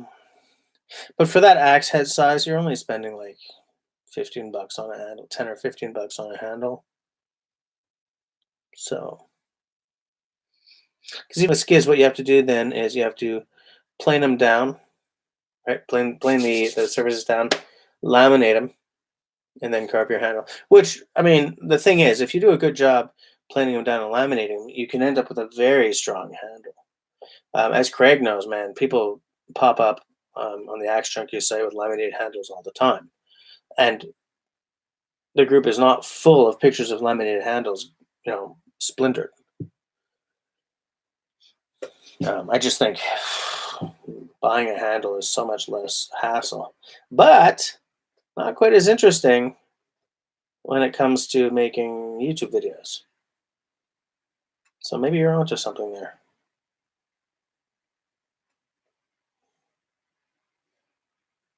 Yeah, it'll still be a restoration if you buy a handle.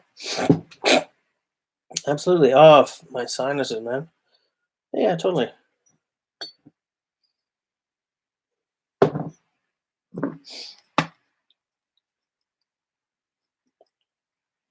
Hell, I should have a couple of handles coming in pretty soon, including that one for Simone's Double Bit Walters.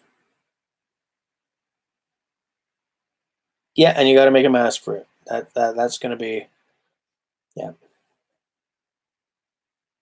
I'll be interested to see that axe finished. Wood pigeon.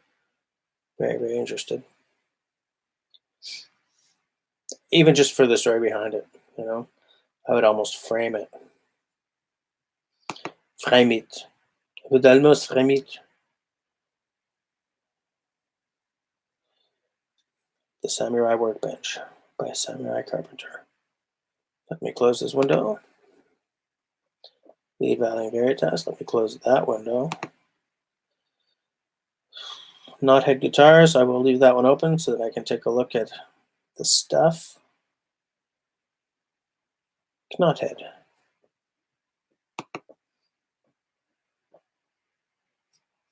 Yeah. I would like. You know what would make a good episode? I was watching Dutch Bushcraft Knives episode that they made a couple of years ago, where one of them took a tour of, I think, the Mora factory. I would love, when I have 1 million subs and YouTube is paying my way. Focus. I would love to do a series of Axeworks tours. I think it would be interesting to tour some of the Scandinavian ones, obviously. And like, there's a couple of American guys left. Obviously, there's Council. I would love to know what the Snow and Neely works are like now that they're apparently completely back in the States. Because they came back to the States for a while, but it Scuttlebutt had it that the heads were still being made overseas somewhere, and they were just being put together here. But now I'm hearing that they're fully made here, well, here in North America now, but I don't know. If they're fully made in North America, I would love to go and film their factory at some point. Just do like a little series of, that'd be cool.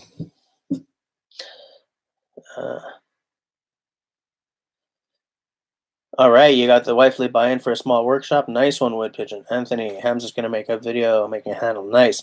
Oh yeah, Simon, Serge, we got totally scooped. A certain buddy of ours sent an axe head. I'm impressed that because here's the thing, like we were trying to come up with, Simone and I were gonna buy an axe head, or Simone was gonna buy an axe head, I think. Um, Serge was gonna paint it so it looked like a wall hanging decoration. And I was going to send it to Tunisia, which was going to be expensive as crap. And then suddenly, somebody sent him an axe head. But man, he looked so happy about it that I'm okay. Wood Pigeon, she even drove you to get the tools you wanted to start with? What are you starting with? Did you buy some tools?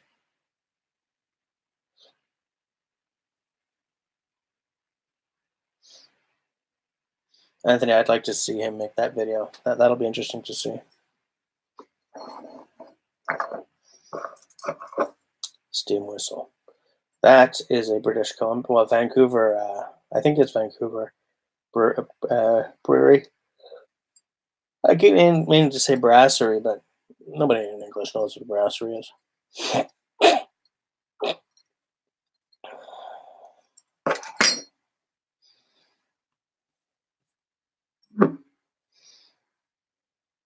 Okay. Find out in an upcoming video. Oh, that's like those cliffhangers, like Batman would end, tune in next week when Batman says, "Oh my God, how do we get out of this problem?" or whatever.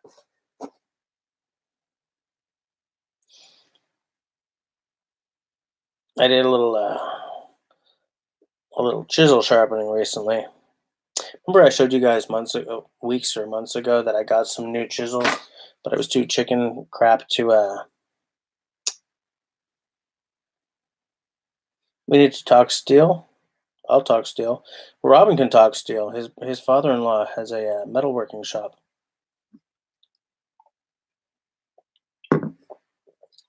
Robin, if I remember tonight, I will check the sizing I'm thinking about.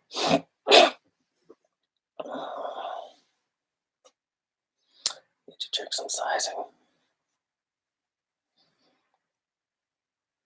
Same bat time, same bat channel. Oh, speaking of same bat time and bat channel, we've only got 6 minutes left. I gotta go get the bell to ring. Hold on, I'll be right back. It's okay, Outdoor's not here, so I'm not being counted for this.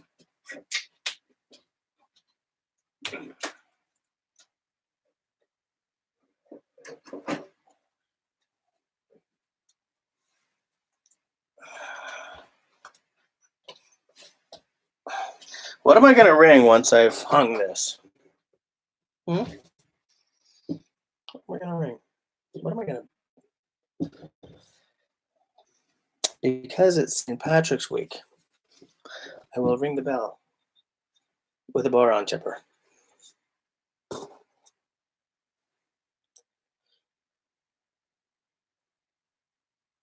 He's going to Ottawa soon. Okay, I'll get you. I'll get those dimensioned.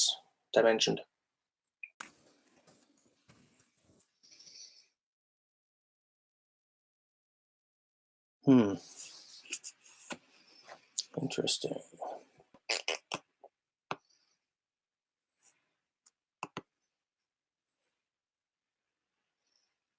Great.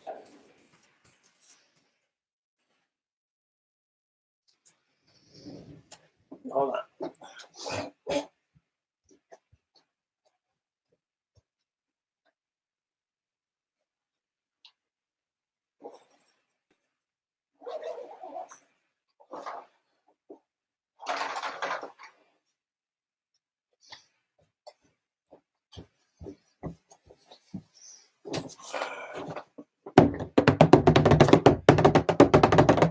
Oh, you're back.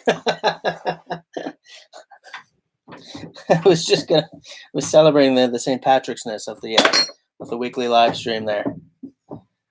22:57. It's almost time to ring that bell.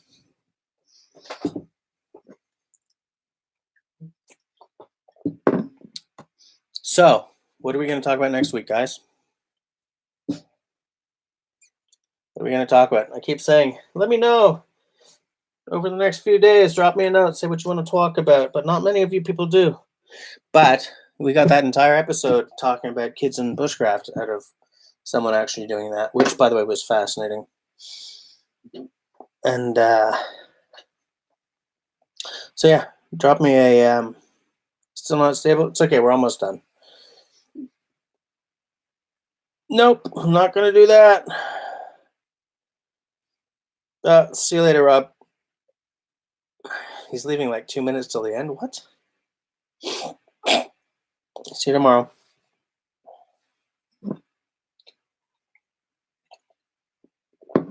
What did I say I was going to do right after this? Oh, I was going to check out that guitar company and stuff.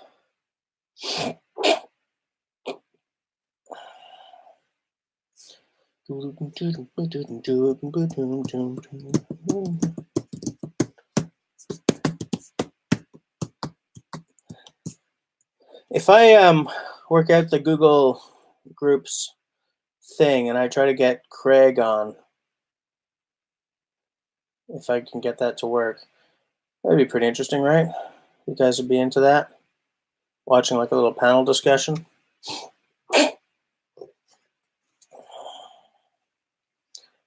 It's 22:59.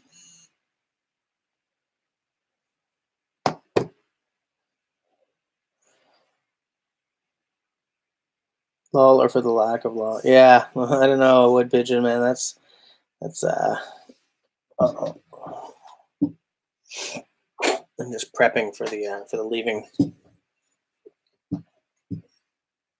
Yeah, Zach, I think so too. I think I would. I just got to figure out how to get it done because my original email address associated with this account is not raindancebushcraft, so I'm having all kinds of problems. But I'm gonna work it out. I'm gonna do it. Because I think it would be 2,300 hours. Okay, thanks for hanging out with me, and I hope to see you next week. If you can think of a topic you'd like to discuss, let me know through any of my usual, the Facebooks, the Instagrams, the whatever that messaging app is called, Simo. What the hell is it called? Or any of the others. Oh no, Hamza, you're here just in time for us to say goodbye. Hamza, get on earlier next week. I want to talk to you about that axe head you received. Anyways, all right, thanks for hanging out with me, guys. See you next week, and ding!